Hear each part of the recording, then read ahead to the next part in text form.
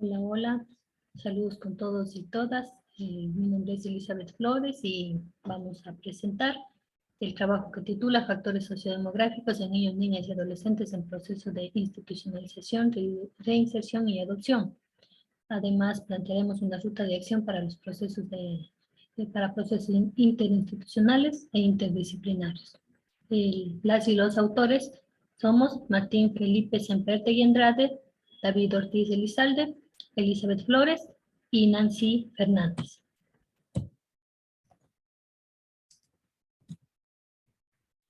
Bien, como una breve introducción, decir que la investigación se llevó a cabo en la Casa de Acogida, Hogar Infantil de Autores, establecida en la ciudad de Cuenca, Ecuador.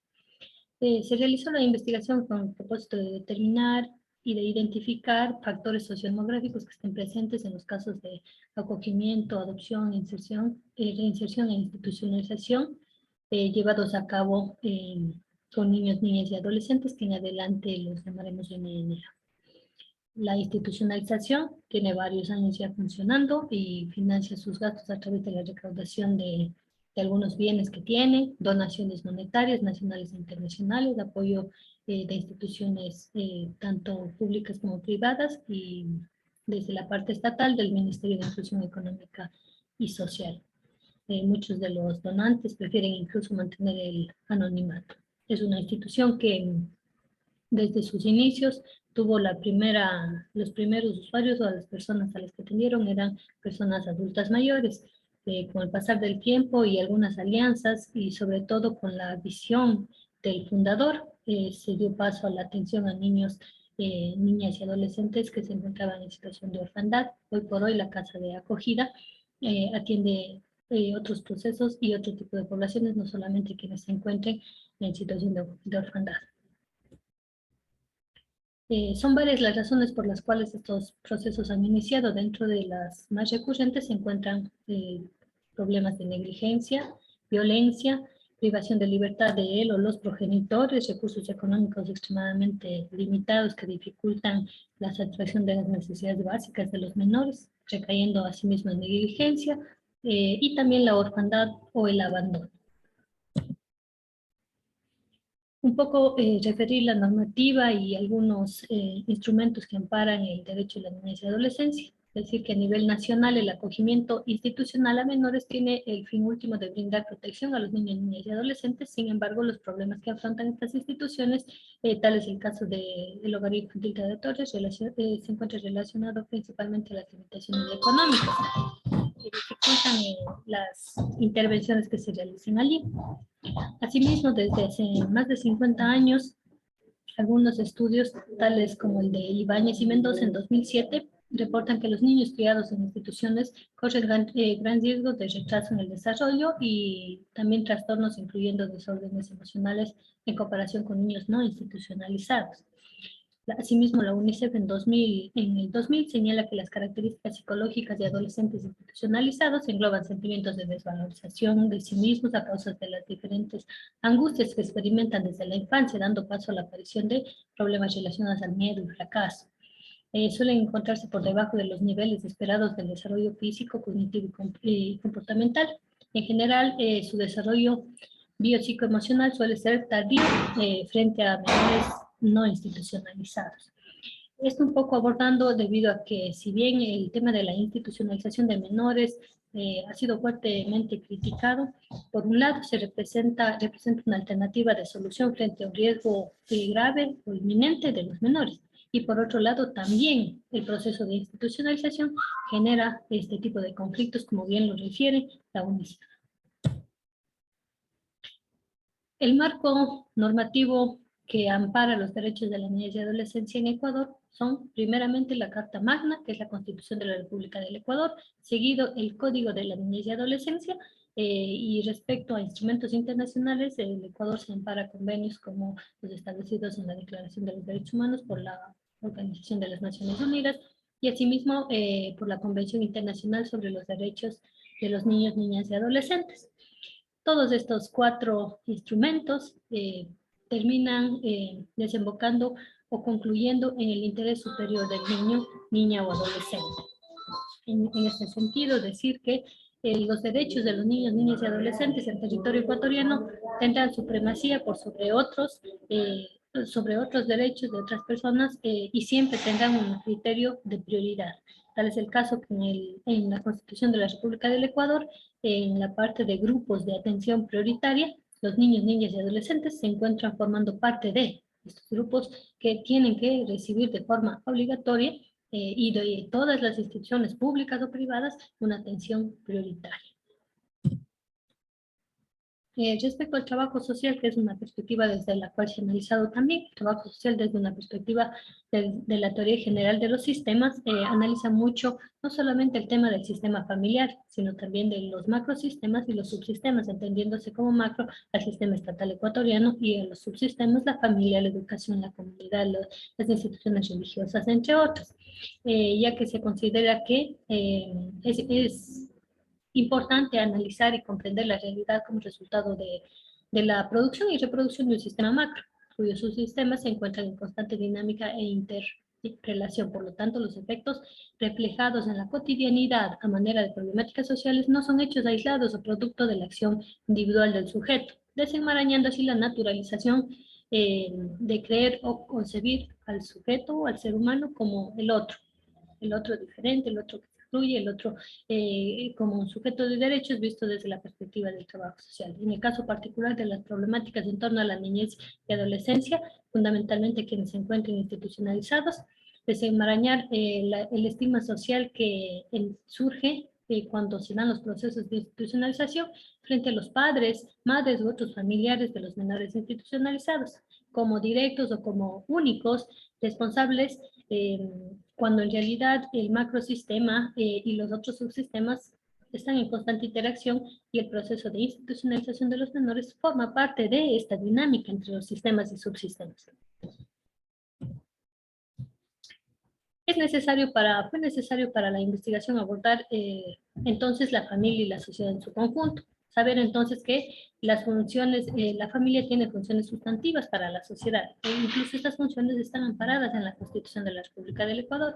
Entonces el Estado y la familia tienen una corresponsabilidad en cuanto al cuidado integral y al desarrollo integral de la niñez y adolescencia. Como menciona justamente la teoría general de los sistemas, una relación interdependiente. Si una de las piezas falla, va a fallar la otra.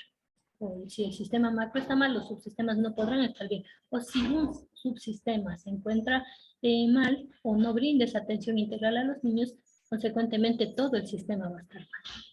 Fue necesario también analizar las tipologías familiares. Se hizo una especie de clasificación de acuerdo a la estructura o conformación y de acuerdo a la dinámica.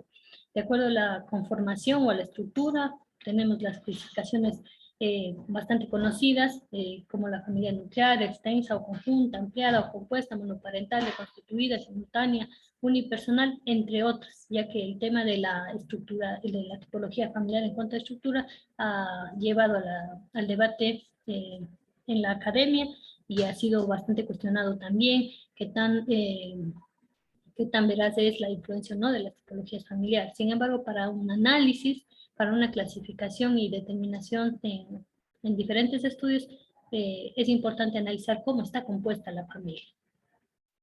Asimismo, de acuerdo a la dinámica, se considera que existen dos tipologías, funcional y disfuncional, y de ahí medir los grados de funcionalidad o disfuncionalidad familiar es importante. Es importante también recalcar que el tema de la clasificación de la familia de acuerdo a su dinámica o de acuerdo al grado de funcionalidad ha sido asimismo ampliamente debatido por la forma de medición y por qué tanto impacto tenga o no esta forma de clasificar a la familia. Nuevamente recalcar que estas clasificaciones, tanto de acuerdo a su estructura como de acuerdo a la dinámica, si bien aún todavía están en debate científico y en constante investigación, han servido y sirven para tener cierta idea de las composiciones familiares y las dinámicas y cómo estas, a su vez, en subsistemas y macrosistemas influyen en las problemáticas de las personas. Sobre la institución y los procesos que se llevan a cabo. Decir que las casas de acogida brindan en una primera instancia un acogimiento temporal. Lo que se busca es de manera inmediata, cuando un niño, niña o adolescente está en un riesgo inminente y un riesgo elevado, se tiene que institucionalizar al menor y acogerle en las casas hogares. Luego del proceso de acogimiento entra un proceso de abordaje interdisciplinario e interinstitucional, que es un proceso que se encuentra transversalizado a lo largo del acogimiento. Es decir, desde que el menor ingresa hasta que el menor sale de la institución. El trabajo es interdisciplinario e interinstitucional. Posterior al acogimiento empieza un trabajo de reinserción familiar, si es que el caso así lo requiere. Este proceso no es más que tener un acercamiento con la familia, sea la de origen o la de extensa. Cabe recalcar que depende mucho del caso, porque si hubo un tema, por ejemplo, de abuso sexual dentro del núcleo familiar, se tendría que analizar cada caso de una forma muy particular y ver si es que da cabida o no al proceso de reinserción. Y también analizar a la familia hasta el cuarto grado de consanguinidad para ver si existen otras familias extensas a las que se pudiera hacer el proceso de reinserción. De ser el caso y que no se hubiera alcanzado el proceso de reinserción familiar, con un proceso legal y que se declare por el mecanismo de justicia adecuado el criterio de adoptabilidad, los niños pasan al, al proceso de adopción. Y ahí es allí donde es un proceso también prolongado y que requiere de algunos requisitos para ser un candidato o candidata posible para que pueda adoptar a un menor. Aquí es importante recalcar que en el Ecuador la visión de la adopción se fundamenta mucho en el derecho del niño, niña o adolescente a tener un hogar, más no en el deseo de las personas que quieren adoptar. Es por ello que los criterios se fundamentan mucho en qué tanto la persona o las personas brindarán un sano desarrollo, un desarrollo integral a los menores. De ser el caso en que los niños que hayan tenido un criterio de adoptabilidad no hayan podido ser adoptados o acogidos por una familia ya, se da un proceso de institucionalización permanente. Es decir, los niños, niñas y adolescentes pasan a vivir ya de forma permanente en los hogares. Por lo general, cuando existen diferentes casas de acogida y cuando pasan a la edad de la pubertad o la adolescencia, son transferidos a otras casas hogares un poco para tener el control y tener la diferenciación entre el manejo de niños de ciertas edades y de adolescentes. También para saber cómo canalizar los procesos con niños que están en un proceso transitorio y otros que están ya acogidos por la casa hogar de forma permanente.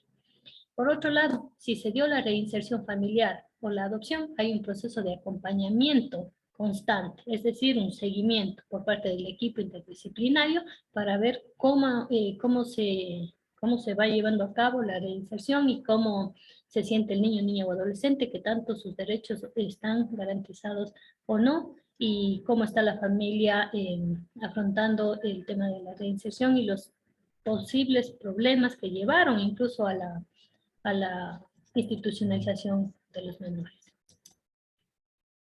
Respecto a la metodología que se utilizó en la investigación, decir que fue de un nivel exploratorio descriptivo, no fue experimental, no hubo manipulación de variables y el corte de tiempo fue transversal, se levantó la información en un solo momento. El enfoque fue mixto, cual y cuantitativo, y las técnicas que se utilizaron fueron la entrevista semiestructurada que se aplicó a los miembros del equipo interdisciplinario de la casa de acogida. Esto es un psicólogo clínico, psicólogo familiar y trabajadora social. Asimismo, se le aplicó la técnica del análisis de datos cualitativo y cuantitativo sobre las bases de datos de los niños, niñas y adolescentes, con una profunda revisión de las fichas también de los niños institucionalizados. Esto bajo previo convenio y un riguroso compromiso de confidencialidad y de la utilización de la información única y exclusivamente para fines investigativos. Sobre los datos, los resultados cualitativos respecto a las entrevistas que se realizaron al equipo multidisciplinario, se observa primero una coincidencia bastante fuerte al decir que tanto el área de psicología clínica infantil, trabajo social y psicología clínica familiar refieren la necesidad de un autocuidado permanente respecto a que los profesionales que intervienen son profesionales que se encuentran por lo general muy afectados en su estado emocional. En el área de psicología clínica infantil, el profesional refiere que los tipos de violencia y las condiciones de vulnerabilidad dificultan y prolongan los procesos que se llevan a cabo. A menor edad de los niños, niñas y adolescentes, mayores necesidades de afecto presentan, y esta ausencia repercute en el desarrollo motriz y en las habilidades sociales. La revisión de los antecedentes penales como requisito previo para la adopción de un niño, niña o adolescente institucionalizado es importante debido a que el sistema penitenciario no cuenta con procesos terapéuticos de rehabilitación efectiva, lo cual dificultaría o pondría en riesgo el cuidado de los menores. Desde el área de trabajo social, en cambio, la profesional considera que las repercusiones de la institucionalización en el desarrollo biopsicosocial presente y futuro de los menores está perenne.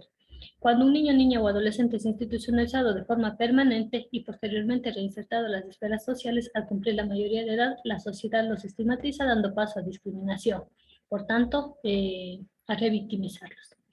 Respecto a la restricción de adopción en los casos de personas que tengan antecedentes penales, la profesional refiere que si bien la normativa nacional lo impide, ella considera que a su criterio profesional se deberían analizar cada caso de forma muy particular, debido a que se tendría que considerar mucho cuál fue la razón o la causa por la que estuvo privado o privada de libertad, ya que si no son delitos mayores y el tiempo no fue muy prolongado, se consideraría que habría más candidatos o candidatas para adopción. Respecto al área de psicología clínica familiar, la violencia en niños, niñas y adolescentes deja secuelas que marcan la vida del menor durante el desarrollo físico y mental. Asimismo, es importante tener conocimiento de los traumas transmitidos de generación en generación desde el entorno familiar a fin de abordarlos y hacer procesos de sanación emocional familiar. Cuando se trabaja en un proceso de reinserción en una familia biológica, que refleje antecedentes penales, los procesos terapéuticos serán evaluativos y son impostergables. Los seguimientos para el proceso entonces tienen que ser muy estrictos.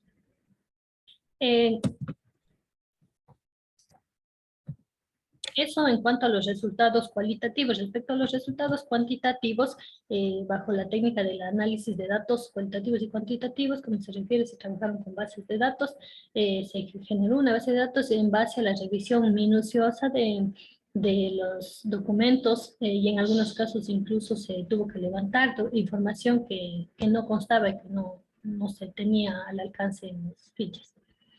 Dentro de los resultados más relevantes que la investigación develó, es que según la información analizada, el total de casos de menores que han ingresado al hogar durante el periodo 2018, enero 2018, diciembre 2019, el 59% se encuentra por motivos de negligencia familiar, el 28% por sufrir algún tipo de violencia, 7% se desconoce el motivo del ingreso y en similares porcentajes, el 1% se encuentra en casos, se encuentran casos individuales a causa de privación de libertad de los progenitores, situaciones de pobreza extrema, problemas de trata de menores y de abandono por parte de sus progenitores. El lugar donde se encontraron los menores antes de ser dirigidos a la casa hogar fue muy variado. El 32% se encontraba en casas de salud, el otro 32% estuvieron en instalaciones de la policía de menores, más conocida como la DINAPEN. El 14% se desconoce el lugar donde se localizaban y el 9% estuvieron acogidos en otras instituciones. Asimismo, el 8% se encontraba en sus hogares. Similares porcentajes del 1% se encontraban en centros educativos, juntas cantonales de protección de derechos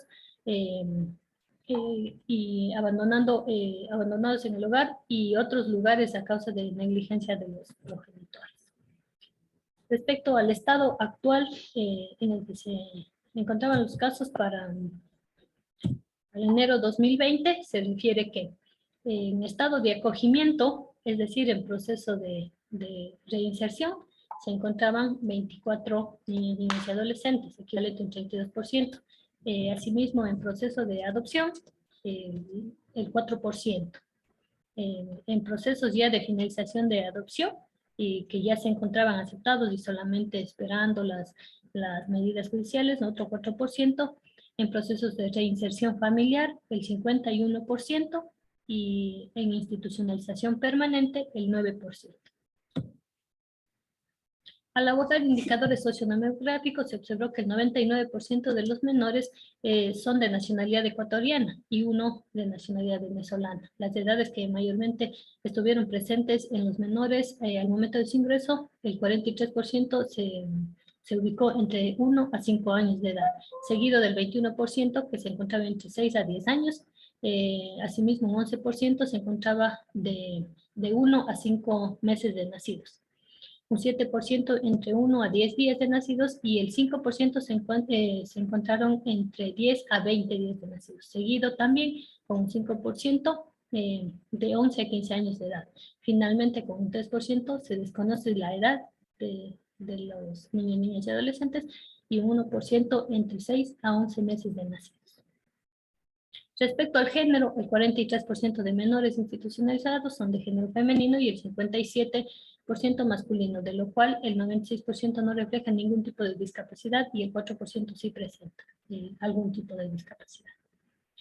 Así, en la información recolectada se evidencia que el 47% no cuenta con ningún tipo de estudios debido a que no cumplen con la edad mínima para ingresar al sistema educativo, y el 45% se encuentra cursando distintos niveles de educación básica o inicial, y un 8% se desconoce si cuentan o no con algún nivel de estudios o se encontraban cursando.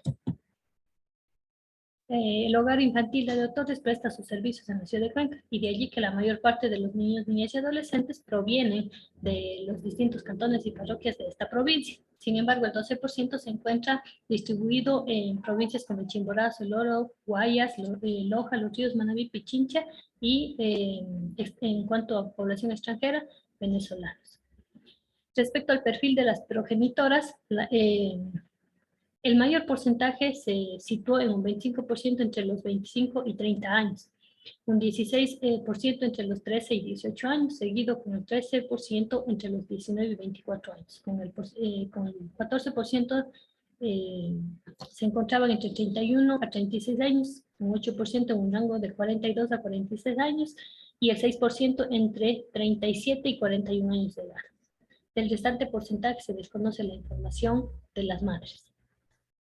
Por otra parte, respecto a la edad de los padres, el 16% está en un rango de edad del 21 al 26, a 26 años de edad, el 11% entre 34 a 40 años, el 7% entre 27 a 33 años de edad, el 7% entre 60 a 66 años y un 5% en un rango de 41 a 47 años. El restante 55% de porcentaje se desconoce la información de los padres. Además, del 55% de casos de los niños, niñas y adolescentes institucionales se desconoce el tipo de información de los padres en términos generales. Respecto al parentesco del representante al momento del ingreso de los menores. El 11% respecto al momento del ingreso y salida. El momento de ingreso y salida de los menores lo puede visualizar en la tabla. Sin embargo, es importante analizar el parentesco, ya que no siempre los procesos de reinserción se llevan a cabo con la misma persona que estuvo a su cargo bajo el proceso de institucionalización. Tal es así que el parentesco del abuelo al ingreso es de un 11% y de salida un 5%. De un bisabuelo, 0%, y de salida un 1%. Del estado en casas de acogida se refleja un 0% y un 44% permanecen en el estado de acogida. Es decir, se desconoce el paradero o quién era el representante legal y por lo tanto el proceso de salida también no se realiza y permanece aquí en la institución. El porcentaje que se desconoce porque no hay indicadores, no hay datos, es del 8% y por lo tanto de salida el 0%. de hermanos que han tenido la responsabilidad al momento de ingreso es un 1% y de salida 0%. De la madre al momento de ingreso el 70% y de salida solamente el 13% se ubica. Del padrastro 0% y de salida 1%. Del padre un 5% y de salida un 12%. Del padre y madre un 2% y de salida un 4%. Padres adoptivos un 0% y de salida un 4% de la tasa de adoptabilidad.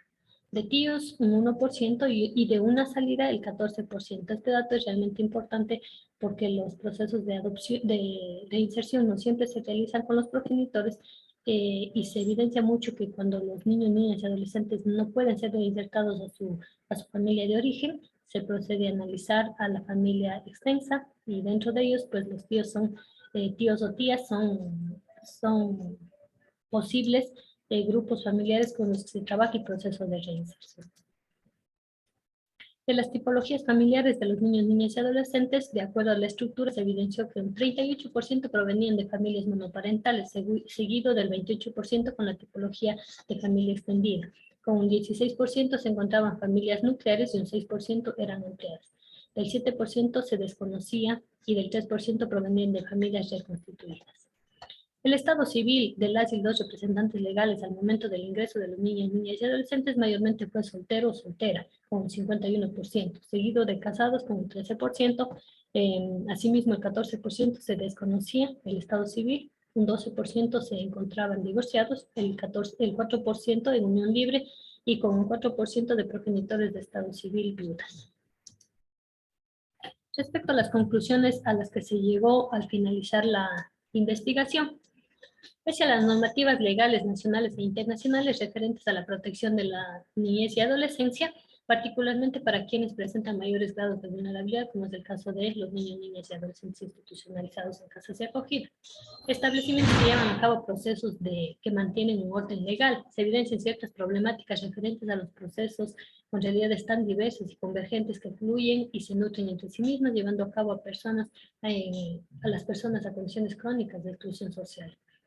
El marco legal ecuatoriano y los instrumentos internacionales como la Convención Universal sobre los Derechos de los Niños, Niñas y Adolescentes y los Derechos Humanos Internacionales amparan también el derecho superior de la niñez y adolescencia. Sin embargo, la política pública que aborda las problemáticas de las familias en condiciones desfavorables con indicadores de vulnerabilidad actúan en discordancia, puesto que en el proceso de institucionalización de niños, niñas y adolescentes no se encuentra aislado a la realidad de las familias de su procedencia. Las limitaciones institucionales también están relacionadas con las medidas nacionales y locales de apoyo, ya que esta situación impide u obstaculiza que estas puedan trabajar de forma eficaz y eficiente en concordancia con la normativa legal y el interés superior de la niñez y adolescencia. Tal como lo evidencian los resultados de esta investigación, cuando los menores permanecen largos periodos de tiempo en las instituciones de acogida pueden presentar problemas en su desarrollo integral, sabiendo que los mayores índices de ingresos se encuentran dentro de los rangos de edad que oscilan entre la fase neonatal, primera infancia y segunda infancia, dilucidando que en las edades tempranas es cuando los niños y niñas se encuentran más propensos a experimentar situaciones de vulnerabilidad y de violación a sus derechos. Por tanto, tienen mayores posibilidades de incurrir en situaciones de institucionalización. Desde el abordaje interdisciplinario se considera que existe una relación directa entre la problemática de la niñez y adolescencia y la madurez emocional y psicológica de los progenitores, así como las condiciones y realidades propias de cada sujeto, las cuales suponen un aprendizaje empírico reflejado en la adultez, formando al individuo y transfiriendo estos aprendizajes a través del proceso de enculturación, dando como resultado al ser social, reproduciendo roles desde su construcción sociocultural. Así pues, los padres de los niños, niñas y adolescentes institucionalizados reflejan también antecedentes de escenarios de disfuncionalidad familiar crónica en muchos casos. La paternidad o maternidad en edades tempranas puede incidir no solamente en la institucionalización de niños, niñas y adolescentes, sino también en contextos de crianza poco adecuados, que difícilmente son detectados, generando la reproducción de un sistema de violencia a través de la institución familiar y otras instituciones que refuerzan esta naturalización, generando un circuito difícil de romper e incluso pudiendo desencadenar en situaciones de abuso extremo, infanticidio, femicidio o asesinato. Respecto a la funcionalidad familiar y su influencia en los procesos de institucionalización de los menores, en concordancia con la hipótesis que fue planteada en la investigación, estas guardan total relación, ya que la caracterización de una familia disfuncional ha estado presente en todos los casos de institucionalización abordados, siendo estas situaciones presentadas de forma esporádica o inesperada, y en otras situaciones crónicas presentes en las familias desde generaciones anteriores, incluso previas al nacimiento de los menores institucionalizados. Tal es el caso donde más de la mitad de los progenitores reflejan un estado civil solteros, llevando a la conclusión de que las familias de los menores tuvieron una escasa o nula planificación familiar, incluso pese a considerarse la opción del deseo de ser madres solteras de forma consciente, la presencia de otros indicadores familiares de disfuncionalidad, relaciones de problemas económicos, precariedad de viviendas, escaso número de educación sexual, pobreza, desempleo, problemas legales, nivel de instrucción inconclusa, entre otras, no permitieron dar cabida a esta idea. Asimismo, las problemáticas en torno a los embarazos no deseados, madres solteras con economías precarias y otros problemas desencadenantes son perennes en las estructuras familiares de los menores institucionalizados. La situación económica precaria es otro factor que influye en la institucionalización de los menores. La falta de recursos económicos conduce en muchas ocasiones al ingreso de los niños, niñas y adolescentes a casas de acogida o casas hogares, ya que al momento de no poder sustentar las necesidades básicas se incurren en situaciones de negligencia, razón por la cual el trabajo interdisciplinario e interinstitucional es indispensable en aras de mejorar la situación familiar y la posterior reinserción de los niños, niñas y adolescentes cuando la situación así lo amerita.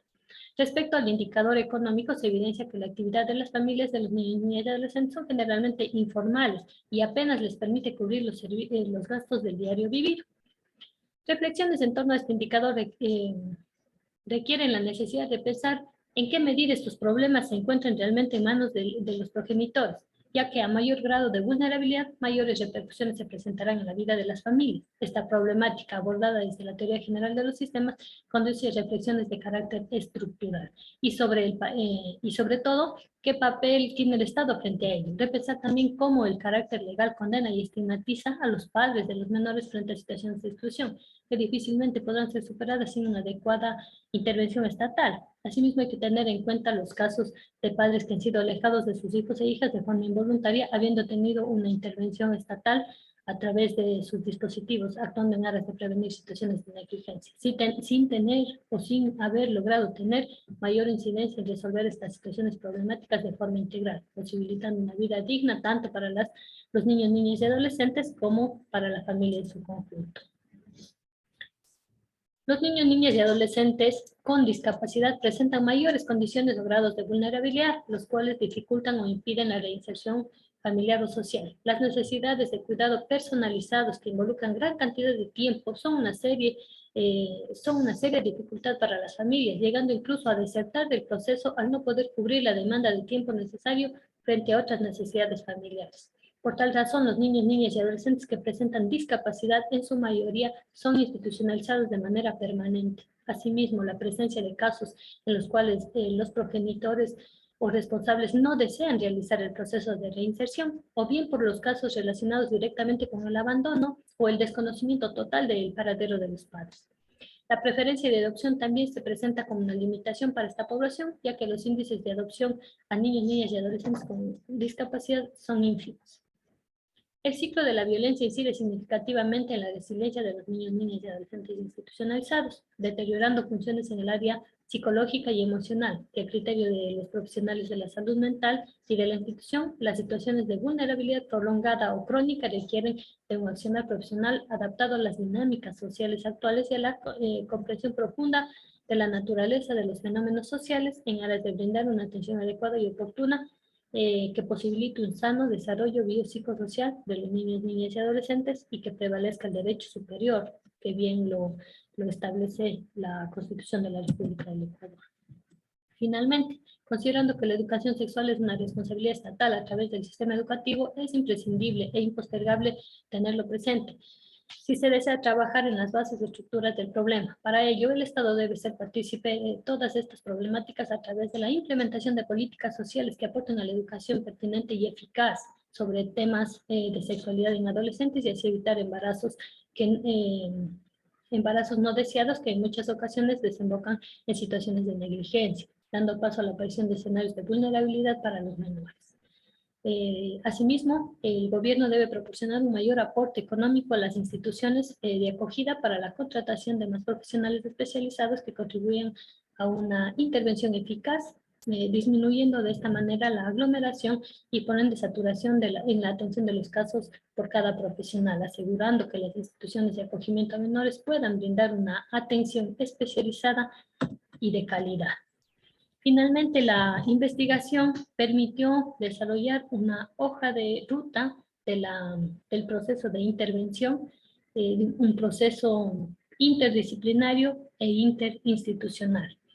Esta hoja de ruta, asimismo, ha sido socializada tanto con la Casa de Acogida como también con otras instituciones que realizan similares intervenciones. Entonces, ha sido abordada y realizada desde la experiencia del equipo técnico, así como también con el análisis, la reflexión y el debate de un equipo profesional interdisciplinario, interno a la institución y externo.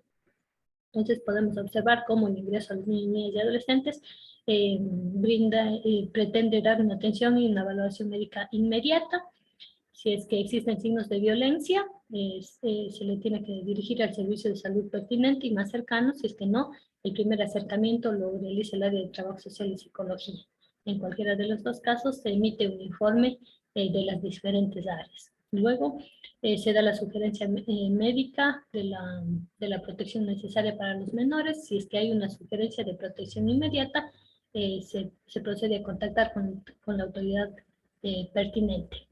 Y a su vez este analiza y ejecuta las medidas judiciales para dar un paso a la intervención interdisciplinaria de trabajo social, psicología, educadores y otras áreas que intervienen en las casas de acogida, que por lo general son psicología, trabajo social y orientación. Pero existen otros centros que tienen un equipo interdisciplinario mucho más amplio. Cuando se da el abordaje interdisciplinario, se da una planificación para abordar el caso, cómo se va a hacer un proceso de reinserción, si es que eso se puede. Aquí se abren tres aristas. Un proceso de reinserción, cuando se ha agotado todo esto, se abre otra arista que es el proceso de adopción, y cuando se ha adoptado este proceso, se abre otra arista que es el proceso de institucionalización definitivo permanente hasta que el niño o adolescente cumpla la mayoría de edad y pueda ser reinsertado ya a la sociedad. En el proceso de reinserción se da un abordaje familiar nuclear y a la familia extensa. Si el proceso de reinserción si fue viable, se procede, los procesos de adaptación y seguimiento son constantes e impostergables. Si es que no fue viable el proceso de reinserción por diferentes problemáticas, como por ejemplo se procede como los casos de privación de libertad o que incluso los padres no deseen hacer el proceso de reinserción. Son muchas las causas que pueden ser, pero de ser el caso de que no se hubiera podido concretar la reinserción, se procede de la forma legal a realizar la privación de la patria potestad y a generar el criterio de adoptabilidad. Esta parte la hace el sistema de justicia ecuatoriano. Una vez que el proceso de adopción se da, si es que llega a ser el caso, se da una derivación al caso del MIES, que es el Ministerio de Inclusión Económica y Social, se hace contacto del menor con los posibles candidatos y se da la adopción. De todas maneras, si es que se da la adopción, al igual que en la reinserción, se hace un proceso de adaptación y de seguimiento permanente. De no haberse podido dar el caso de adopción, se procede a realizar un proceso de institucionalización definitiva. No existe un tiempo determinado para decir si el niño o niña fue o no adoptado. Sin embargo, más bien las condiciones de los centros son los que una vez que los niños por lo general entran a la etapa de la adolescencia, tienen que ser enviados a otras casas hogares para poder trabajar de una forma más adecuada con niños y en otros espacios con adolescentes. Mas no quiere decir que el criterio de adoptabilidad se pierda. Sin embargo, la estadística refleja que las edades más propensas o que mayor acogida tienen para los posibles candidatos son las edades de la primera infancia. Entonces, si no se da la adopción, se procede a una institucionalización definitiva que es en la cual permanecen todos los niños que tienen criterios de adaptabilidad y si no logran ser reinsertados en un hogar permanente ya, están institucionalizados permanentemente hasta que cumplan la mayoría de edad. ¿Bien? Si es que de todas maneras, cuando los chicos cumplen la mayoría de edad, son reinsertados a la sociedad con un abordaje interdisciplinario, subsecuente y constante. Este proceso de reinserción social también tiene un seguimiento post-reinserción. Esa ha sido la hoja de ruta que se ha podido presentar y trabajar de una forma interdisciplinaria, tanto interna como externa a la institución.